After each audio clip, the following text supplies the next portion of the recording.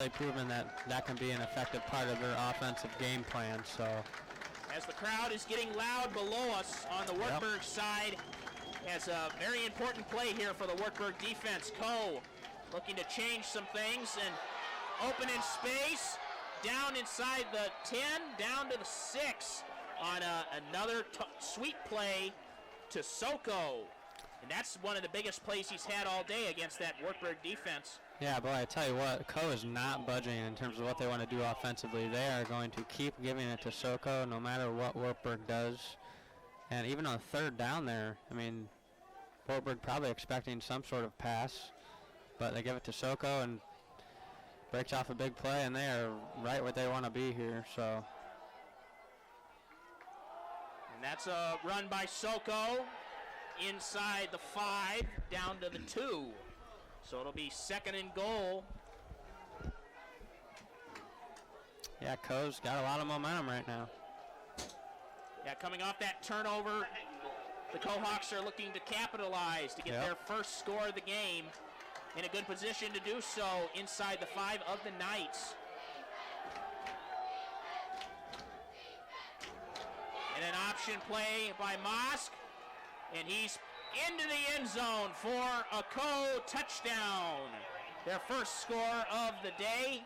And it comes with just 7:14 remaining in the third quarter off a turnover by the Knights. Yeah, for Coe, the bread and butter has been the running game this year so far. It was successful against Simpson, and they get the turnover, and they're able to march down the field and take the lead here if they can convert this extra point. As it'll be Evan Ellis, the senior from Piasta, lining up for the extra point to give Coe their first lead.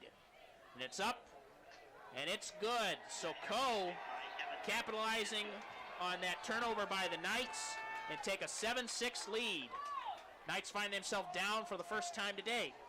Yeah, it'll be interesting to see how they respond here. It was kind of a out of nowhere turnover there. Just unfortunate for the Knights. Couldn't really hang on to that football, but it's going to be important to see what Wartburg does if Coe kind of brings that energy to the defensive side here and stops Wartburg, but we'll see.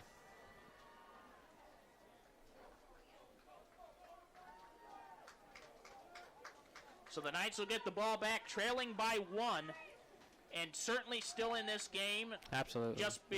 Just because of the efficiency of Kane Eagle, their kicker, who can easily take the lead with his leg. But the Knights looking to get their first touchdown of the game on this drive, as it'll be McNair and Clausen back for the Knights. And as we remember to start the second half, McNair with a really nice return of 48 yards to get that half started. Yep, we'll see what he can do here if Coe stays away from McNair or not. And the kick by Ellis. Looks like they look to keep it away from McNair, but it will roll right to him. He's at the 30. He's going to get to the outside. He's at the 40. He turns back across the 40. Some nice footwork by McNair. As the Knights out to the 41 to start this drive. Yeah, he's been effective on both of his returns, so I'd like to see that if you're Wartburg.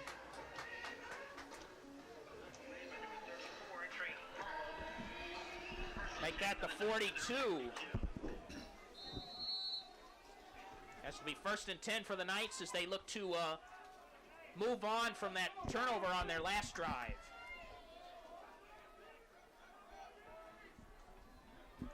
So it'll be 1st and 10 from the Knights 41. As Ben Bryant out there, and he'll get the carry.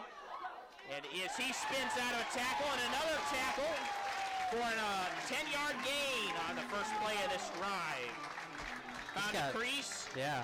And broke some tackles there. Ben Bryant been very effective on the ground for the Knights when he's had a chance to carry. Yeah, much like Soko, he's got great leverage. He's able to keep on his feet even if he... It's kind of just all about that yardage after contact. Both of them are very good at moving north and south and just creating plays one-on-one situations. So. And it's Moore rolling out. A toss to Bryant. Bryant's going to get about a 4-yard gain. be second and long. Knights starting to pick up the pace on offense, trying to catch that Coe defense off guard possibly to get a big play. Yeah, anything to try and swing that momentum back towards their side. Coe made adjustments just as Wartburg did at halftime, so might see some new schemes here. We don't know. And it's Moore stepping back looking to pass. He's just going to have to toss that one away, trying to get it out to Bryant in the flat, but had a Coe linebacker in his face, so better to throw that one away instead of take a sack and a loss. Exactly. That was probably a better choice there for Moore. Linebacker is closing in. You don't want to throw an interception there and give Coe even more momentum. So the Knights find themselves in Coe territory again, but a 3rd and long stands between them and continuing this drive. Yep. And Moore stepping back to pass, and he has it stripped, and he's tackled for a loss. So it'll be 4th and long as that Coe defense really picked up the pace there and really attacking Jace Moore in the pocket. Yeah, it's kind of been a theme in this game so far. Coe is bringing the pressure on 3rd down, and Wartburg has yet to really have an answer for that. Moore almost lost the ball there. He got it back, but got nothing out of that play. So see if Wartburg can pin Coe deep here. That's Nick Deppy back to punt, and he'll get a end-over-end kick. It is fumbled, and it looks like the Knights have it. A dog pile at the 23, and that was a muffed punt there, and it is the Knights football after that muffed punt. So a mistake by the Knights is answered by a mistake by Coe. Yep. And the Knights now setting up shop with great position to retake the lead after that muffed punt. Yeah, I tell you what, I could see that coming. He wasn't really under the ball. He had to go up about 10 yards or so and just hit off of his pads in a weird way. And yeah, that's a huge play for Wartburg. Very huge in terms of momentum here. They're right outside the red zone, so chance here to get 7.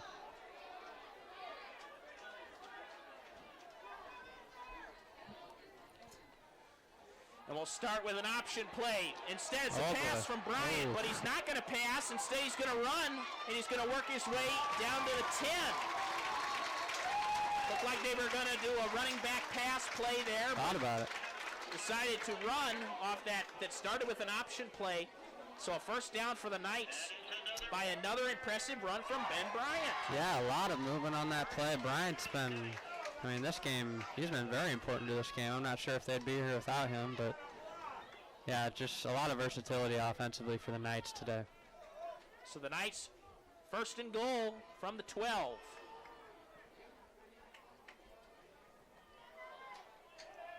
One wide receiver to the right, one to the left. Instead, it's a handoff to Bryant as he pushes his way up the middle. He's fighting for the end zone. And they're going to say he's down at the inch-yard line. Not even a yard, but instead it's a touchdown called by the umpire to the right. As they're going to talk, was very close. Yes, it was. Bryant fighting his way to the end zone. And they're going to talk about it. They may bring this back out to the 1. It was close. Just depends on where that ball was when the knee went down. That's kind of what they're talking about probably. And they're to say he was down at the half-yard line. So it's going to be 2nd and goal. That actually will be 1st and goal as the 1st down line was at the 3. So 1st and goal from the half-yard line. They're leaving Bryant in here. The Knights were in this position to close out the first half. Yes. Can they capitalize here, Henry? Yeah, we'll see if there's any motion with the wide receivers here. And it's Moore. Oh, boy. He might have been short. He's down at the 1. As Coase standing like a wall. Yeah. at this goal line. Yeah, they're building a brick wall. It looked like Moore was a little indecisive there if he wanted to pitch it to Bryan or not. But week 1, Moore had 3 touchdowns doing that same thing. But Coe looks like they've adjusted, and they're building a wall, not letting him get to the end zone. So it'll be 2nd and goal from the 1.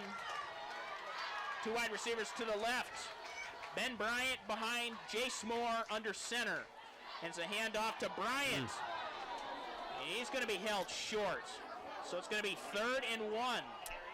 Yeah, so far Wartburg just doesn't have an answer for this inside the 5 offensively. They just can't find a way to get in there.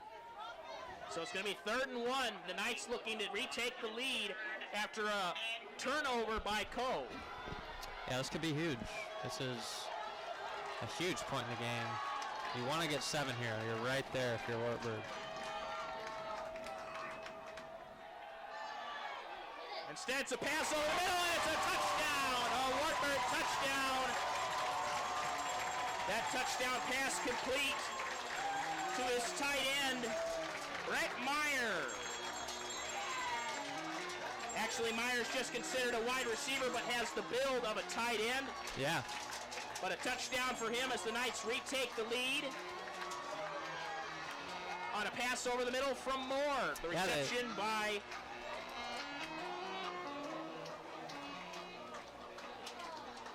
Meyer. Yeah, they went away from the running game. They actually, I believe they had a open receiver in the corner of the end zone too, so maybe it had just been a while for Coe since they'd seen something like that, so Wartburg able to capitalize, and that's a huge touchdown for them. As we see this First Bank replay of that touchdown reception by Brett Meyer as the Knights retake the lead, leading 12-7.